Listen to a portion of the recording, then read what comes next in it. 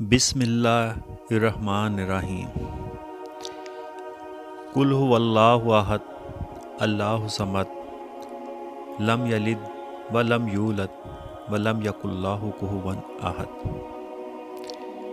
میرے بزرگان محترم، میرے دوست بھائی، اہل دل، اہل ذوق، اہل شوق، سب کو میرا سلام۔ ہم پیچھے بار بار ایک ہی چیز بتا چکے ہیں کہ جب تک عقائد درست نہ ہو جائیں عمل درست نہیں ہو سکتے۔ ایک وہ شخص جو پوری طرح پر عمل کو پابندی کے ساتھ کرتا ہے اور تمام حقوق کی بھی نگہداشت کرتا ہے، کوئی اس کا اخلاقی پہلو بھی کمزور نہیں، مخیر ہے اور خیرات بھی کرتا ہے، کنویں لگوائے ہیں، ہسپتال بنوائے ہیں، لنگر جاری ہے، الغرض تمام حقوق کی نگہداشت کرتا ہے، لیکن عقیدہ درست نہیں تو کوئی بھی عمل قبولیت کو نہیں پہنچتا۔ خیرات کے ضمن میں لکھا ہے کہ غیر مسلم کو خیرات دینا یا غیر مسلم سے خیرات لینا ناجائز ہے، اور خیرات لینے والا اور دینے والا دونوں کو فائدہ نہیں۔ غیر مسلم اگر خیرات دیتا ہے تو اس کا مطلب کیا ہے؟ خیرات کا تو یہ مطلب ہے کہ اس کا بدلہ آخرت کو ملے گا، مگر غیر مسلم خیرات دینے والا تو آخرت کا قائل ہی نہیں،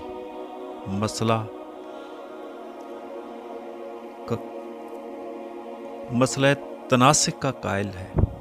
ایک شخص خیرات لے رہا ہے اور غیر مسلم ہے۔ غیر مسلم خیرات لے تو لے گا، مگر جب اس کا ایمان ہی نہیں، نہ اللہ پر، نہ حضور صلی اللہ علیہ وآلہ وسلم سرکار مدینہ پر، تو پھر بے دینی کی پرورش ہوئی، اس لیے کوئی فائدہ نہیں۔ ایک شخص نمازی ہے، رمضان پاک کے روزے رکھتا ہے، زکوٰۃ دیتا ہے، حج کرتا ہے، الغرض سب کچھ کرتا ہے، مگر اس کا ایمان خدا اور رسول پر درست نہیں، اس کو ان اعمال کا کیا فائدہ پہنچ سکتا ہے؟ میرے نزدیک نہیں بلکہ ہمارے مذہب کے نزدیک سب سے پہلے عقائد کا درست ہونا ضروری ہے، پھر اعمال خود بخود درست ہو جائیں گے۔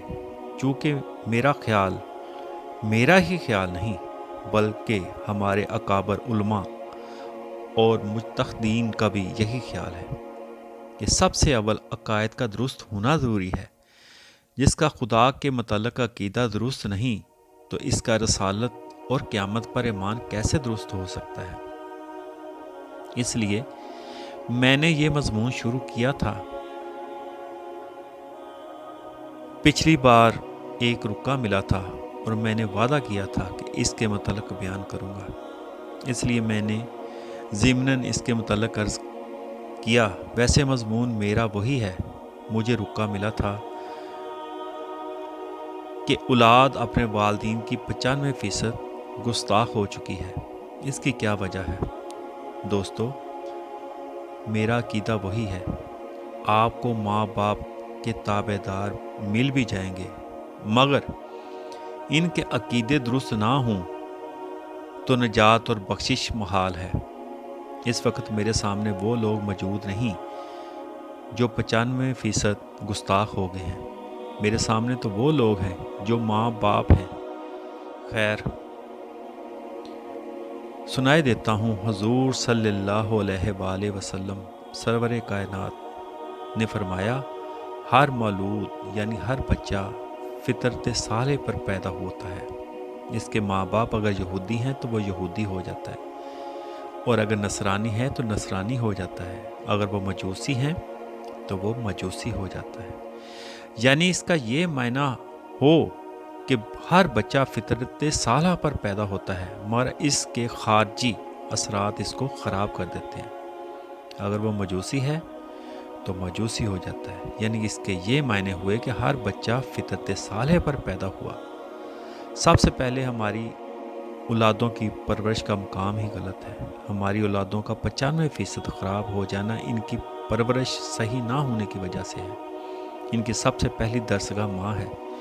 جو کچھ وہ وہاں سے سیکھتا ہے اپنا لیتا ہے، مجھے ایک دفعہ ایک گاڑی میں ایک ایجوکیٹڈ یعنی تعلیم یافتہ آدمی ملا۔ اس نے کہا مجھے دین سیکھنے کا شوق ہے، مگر جب میں یہ سوچتا ہوں کہ 28 سال اور علم دین سیکھنے کے لیے درکار ہیں، پہلے 28 سال تو روزگار کے لیے تعلیم حاصل کی، اب 28 سال علم دین سیکھنے میں صرف کر دوں تو تمام عمر اس تعلیم میں ہی گزر گئی، زندگی کے اور کام کب کیے جائیں؟ مولویوں نے اس کے متعلق کچھ نہیں سوچا۔ نماز کے بہت سے بھنڈر یاد کرنا، مسائل یاد کرنا بہت مشکل کام ہے۔ میں نے اسے کہا کہ میں عرب میں حج کے لیے گیا تھا، وہاں چھوٹے چھوٹے بچے عربی بولتے تھے، مگر ہمارا ایک مولوی فاضل بھی ویسی عربی نہیں بول سکتا۔ بات یہ ہے کہ انہوں نے اپنی ماں کی گود سے یہ زبان سیکھی، اگر وہ پڑھتے تو ایک مدت درکار تھی۔ تو معلوم ہوا کہ ماں کی گود کا یہ فیض ہے کہ ہر ملک کا بچہ اپنی ماں کی گود سے نکل کر اپنی پوری زبان بولتا ہے۔ معلوم یہ ہوتا ہے کہ دین کا بھی یہی حال ہے۔ اگر ماں دیندار ہے تو بچہ دین سے ہی دین لے کر نکلتا ہے، اگر ماں دیندار نہیں تو وہ بچہ بے دین ہو کر نکلتا ہے۔ حضرت عمر رضی اللہ تعالیٰ عنہ کے زمانے میں ایک بادشاہ گرفتار ہو کر آیا۔ اس کو اسلام قبول کرنے کے لیے کہا گیا، مگر وہ اسلام قبول کرنے پر رضامند نہ ہوا۔ ڈرا دھمکا کر بھی کہا گیا، مگر اس نے انکار کر دیا اور کہا کہ میں ہرگز ایسا نہیں کروں گا۔ چنانچہ اس کو حکم دیا کہ قتل کر دیا جائے۔ جب مقتل میں لے گئے تو وہ پریشان سا ہو گیا۔ حضرت عمر رضی اللہ تعالیٰ عنہ نے فرمایا کہ کوئی خواہش ہے تو بتاؤ۔ اس نے کہا کہ پیاس لگی ہے، پانی دیا گیا۔ وہ پانی کا پیالہ ہاتھ میں لیے سوچ بچار میں پڑ گیا۔ حضرت عمر رضی اللہ تعالیٰ عنہ نے فرمایا گھبراؤ نہیں، جب تک تم یہ پانی نہ پی لو گے تمہیں قتل نہیں کیا جائے گا۔ یہ سنتے ہی اس نے پانی پھینک دیا، چنانچہ حسب وعدہ قتل نہ کیا گیا اور حضرت عباس رضی اللہ تعالیٰ عنہ کے پاس بھیج دیا گیا۔ حضرت عباس رضی اللہ تعالیٰ عنہ کی صحبت کا یہ اثر ہوا کہ کچھ عرصہ کے بعد وہ خود ہی اسلام قبول کرنے کے لیے حاضر ہو گیا۔ اس سے پوچھا گیا پہلے تو تم ڈرانے دھمکانے کے باوجود انکار کرتے تھے، اب کیا وجہ ہوئی؟ اس نے کہا کہ مجھے حضرت ابن عباس کی صحبت نے اسلام قبول کرنے پر مجبور کیا۔ اس وقت ہمارے بچوں کے لیے اچھا ماحول ملنا بہت مشکل ہو گیا ہے۔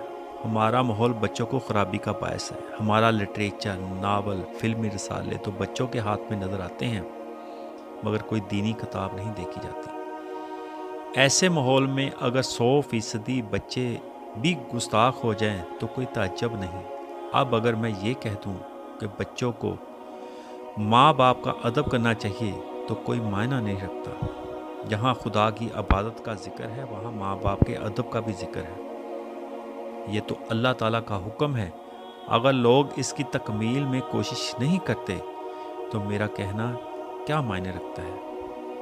حدیث احسان کو اس لیے احسان کہتے ہیں کہ صحابہ رضی اللہ تعالیٰ عنہ نے جتنے درجے حاصل کیے احسان کی وجہ سے کیے۔ احسان کیا ہے؟ احسان یہ ہے کہ ہم نے خدا کو نہیں دیکھا اور مان لیا۔ یہ کتنی بڑی بات ہے۔ یہ منوانے والے کا کمال ہے۔ وہ منوانے کے لیے آیا، وہ بغیر دیکھے خدا کو منوا دیا، بغیر دیکھے جنت و دوزخ کو منوا دیا، قیامت کو منوا دیا، فرشتوں کو منوا دیا، ملک الموت کو منوا دیا۔ قرآن کریم کو نازل ہوتے کسی نے نہیں دیکھا، مگر یہ منوانے کا کمال ہے کہ اس نے سب کچھ بن دیکھے منوا دیا۔ جو چیز سامنے موجود ہو یعنی حواس میں آ سکتی ہو، اس کا منوانا آسان ہے، مگر خدا کے محبوب صلی اللہ علیہ وآلہ وسلم نے وہ چیزیں منوا دی جو حواس سے باہر ہیں۔ یہ اس کا کمال ہے۔ چنانچہ حدیث شریف میں ہے، جب تم خدا کی عبادت کرو تو سمجھو کہ تم خدا کو دیکھ رہے ہو، جو دیکھا نہیں اس کا عشق لگا دیا۔ ان ڈٹھیاں دا شوق جنہاں نوں تینا ملیاں دی یاری، ایتھے دل دیاں دل نوں ضرباں وجدیاں بے وسکاری۔ حضرت عبدالرحمن جامی فرماتے ہیں، نہ تنہا عشق از دیدار خیز، بسا کی دولت از گفتار خیز۔ عشق صرف دیدار کرنے سے ہی نہیں ہوتا، اکثر آواز سن کر بھی ہو جاتا ہے۔ خدا کا عشق دیکھنے سے نہیں ہوتا، بلکہ بغیر دیکھے بھی ہو جاتا ہے۔ اگر حضور صلی اللہ علیہ وآلہ وسلم سرکار مدینہ فرما دیں، اپنے ماں باپ کے ساتھ احسان کرو، اس لیے نہیں کہ انہوں نے پالا ہے، لاڈ لڈائے ہیں، بلکہ بغیر کسی بات کے دیکھے ماں باپ کے ساتھ احسان کرو۔ کسی کو محسوس ہوتا ہے کہ مجھے ماں نے 9 ماہ پیٹ میں رکھا، 2 سال ہم نے دودھ پیا، مگر ہمیں یاد نہیں۔ سردی کا موسم ہے، تم نے پیشاب کر دیا، ماں خود وہاں لیٹی رہی اور تم کو خشک جگہ پر لٹایا، کیا وہ وقت تمہیں یاد رہے؟ ان سب باتوں کو یاد کر کے نہیں، بلکہ بغیر کسی بات کے سوچے احسان کرو۔ ماں باپ غلطی اور خطا بھی کرتے ہیں، مگر ان کی خطا اور غلطی نہ دیکھی جائے، بلکہ احسان کیا جائے۔ وہ غلطی کرتے رہیں، تم انہیں معاف کرتے رہو، تمہیں کیا حق ہے؟ مولا تعالیٰ نے یہ کرم فرمایا کہ اولاد کو ماں باپ کی پرورش میں رکھا۔ ایک وہ لڑکا ہے کہ ایک پیسہ تک نہیں کما سکتا، دنیا بھر میں اس کے لیے کوئی دسترخوان نہیں، لیکن ماں باپ کا دسترخوان خدا نے اس کے لیے وسیع کر دیا۔ وہ دسترخوان پر انتظار کر رہے ہیں، خدا جانے بچہ کہاں ہے۔ آدھی رات گزر گئی، مگر ماں باپ کے کان دروازے پر لگے ہیں، خدا جانے بچہ کس برے کام میں لگا ہے، مگر ماں باپ کا انتظار کر رہے ہیں۔ مولا تعالیٰ نے ماں باپ کو بچے کے لیے وہ رحمت اور محبت عطا کی ہے، جیسے خدا نے رحمت کا دروازہ گناہ گاروں کے لیے کھولا ہے۔ پھر ہمیں ماں باپ کے لیے دعائیں سکھائیں۔ نماز میں دعا، اے میرے اللہ تو مجھے بخش اور میرے والدین کو بھی۔ حضرت سعد رضی اللہ تعالیٰ عنہ نے بارگاہ رسالت میں عرض کی کہ میری ماں فوت ہو گئی ہے، اب میں کیا کروں، کیسے اس کی خدمت کروں؟ حضرت سرکار مدینہ صلی اللہ علیہ وآلہ وسلم نے فرمایا، ایک کنواں اس کے نام کا لگوا دو۔ وہ کنواں اب بھی موجود ہے اور بیر ام سعد کے نام سے مشہور ہے۔ اس لیے ضروری ہے کہ تم اپنے بچوں کو دینی تعلیم دو تاکہ وہ تمہارے پاس صدقہ جاریہ کی حیثیت سے کام کریں۔ وہ قرآن پڑھیں تو آپ کو ثواب ہو، وہ نماز پڑھیں تو آپ کو ثواب ہو، وہ کار خیر کریں تو آپ کو ثواب ہو۔ قرآن پاک میں ارشاد ہے کہ ماں باپ کی تعظیم کے لیے اپنے بازوؤں کو نیچا کر دو، یعنی ماں باپ کی تعظیم کے لیے جھک جاؤ۔ اولاد کے لیے ماں باپ کے قدم جنت ہیں اور بیوی کے لیے خاوند کے قدم جنت ہیں۔ ایک حکایت عرض کرتا رہوں، کوئی شخص اپنے باپ کو ڈبونے کے لیے جا رہا تھا، دریا پر پہنچا، جب ڈبونے لگا تو باپ نے چیخ کر کہا کہ اس جگہ نہ ڈبونا، کیونکہ میں نے اس جگہ اپنے باپ کو ڈبویا تھا۔ یہ سن کر بچے کے دل میں خیال آیا کہ میری اولاد بھی مجھے ایسے ہی ڈبوئے گی۔ یہ سوچ کر وہ واپس لے آیا اور پھر تمام عمر خدمت کرتا رہا۔ اگر ماں باپ کوئی مذہبی خطا کرتے ہیں تو ان کو نرمی اور ادب سے منع کرو، جس طرح انہوں نے مجھ کو بچپن میں پرورش کی۔ سے یہ بات نکلتی ہے کہ ماں باپ، استاد اور پیر ایسے مرتبے میں ہیں جن کو پرورش کا رب کہنا جائز ہے۔ آپ ذرا غور کرو، ماں باپ جن کے لیے پرورش کا رب کہنا جائز ہے، ان کا کیا مقام ہوگا؟ مگر یہ جو کہا گیا ہے، جو اپنے ماں باپ سے زیادہ مجھ سے محبت رکھے وہ پورا ایماندار ہے۔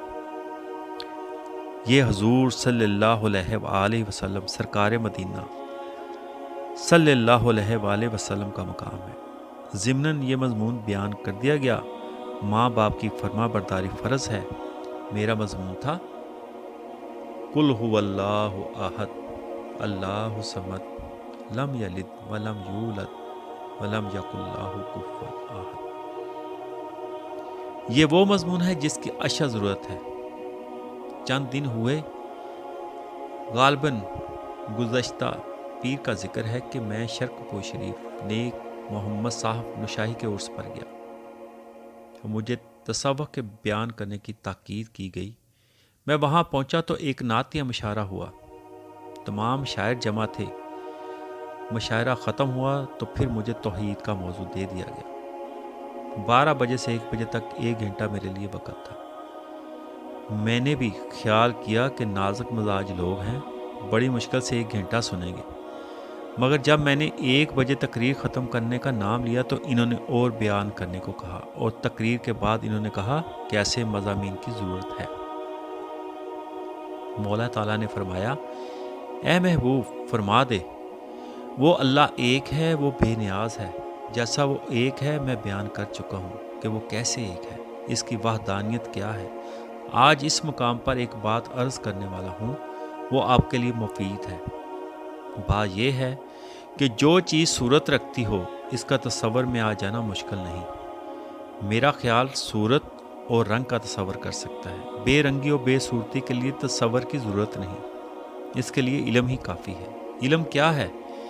علم کا مطلب بصیرت سے دیکھنا۔ ہمیں یہ تعلیم دی گئی ہے۔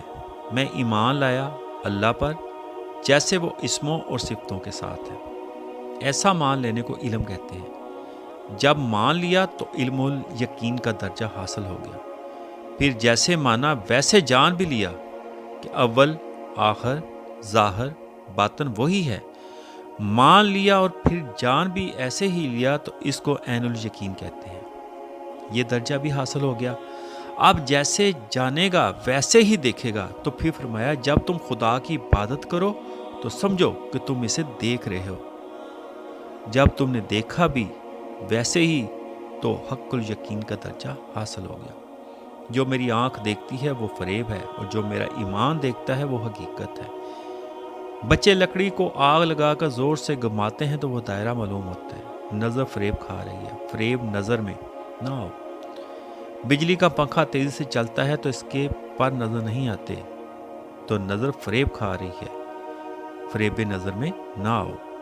جو تمہارا ایمان ہے ویسا مان لو۔ جب ہر طرف وہی ہے تو کیا ہر چیز خدا ہوئی؟ یہ بھی فریب نظر ہے، فریب عقل ہے۔ پہلے چیز کو مان لو کہ چیز ہے کہ نہیں۔ جب چیز ہے ہی نہیں تو پھر خدا کیسے ہوئی؟ کوئی چیز بھی جب پیدا ہوئی ہے تو اپنے ساتھ کوئی نام لے کر نہیں آتی۔ ایک چیز کو آپ نے آگ کہا تو انگریز نے فائر کہا، ایرانی نے نار کہا۔ اگر وہ اپنے نام پیدائشی طور پر لے کر آتی تو 3-4 نام نہ ہوتے۔ تمام نام فرضی ہیں اور یہ کچھ اور ہے۔ بچہ پیدا ہوتا ہے، نام خدا بخش رکھ دیا گیا۔ باپ کے بعد تمام جائیداد کا مالک قرار پایا۔ تمام جائیداد تو خدا بخش کی ہو گئی، مگر خدا بخش کا اپنا کوئی پتہ نہیں۔ اگر خدا بخش کا نام محمد بخش رکھ دو تو کوئی فرق نہیں پڑتا۔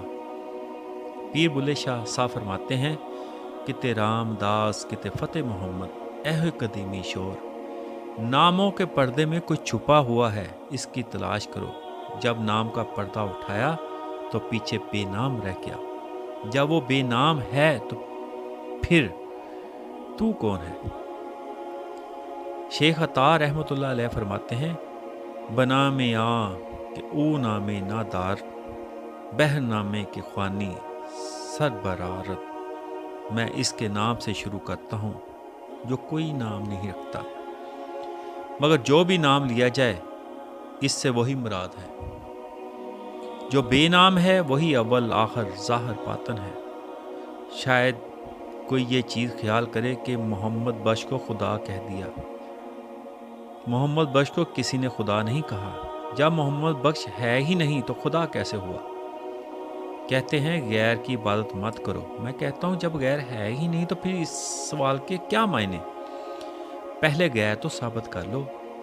بندہ تو محض ایک نام ہے، غیر اللہ کہاں ہے؟ سب ناموں میں وہی ہے، وہی اول ہے، وہی آخر ہے، وہی ظاہر ہے، وہی باطن ہے۔ ہم جب بھی مدد مانگتے ہیں تو اس سے مانگتے ہیں، سوٹے سے مدد لیتے ہیں، ہاتھ سے مدد لیتے ہیں، آنکھ سے مدد لیتے ہیں، دوست سے مدد لیتے ہیں، بیوی سے مدد لیتے ہیں، پانی پی کر پیاس بجھاتے ہیں تو پانی سے مدد لیتے ہیں، کھانا کھا کر بھوک مٹاتے ہیں تو کھانے سے مدد لیتے ہیں، وضو کرتے وقت پانی سے مدد لیتے ہیں۔ اگر یہ سب غیر اللہ ہے تو ہم کسی حال میں بھی شرک سے نہیں بچ سکتے۔ اور جب یہ مان لیا جائے کہ وہی اول ہے، وہی آخر ہے، وہی ظاہر ہے، وہی باطن ہے، تو غیر اللہ کہیں بھی نظر نہیں آتا، گو شرک سے پاک ہو گیا۔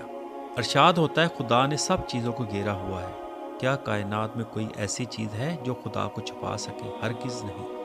تو جب ہم نے کہا کہ ہم میں خدا چھپا ہوا ہے تو غلطی ہوئی، ہم تو ہے ہی نہیں، اور وہ ذات بے حد ہے، اور اس نے ہر چیز کو گھیرا ہوا ہے۔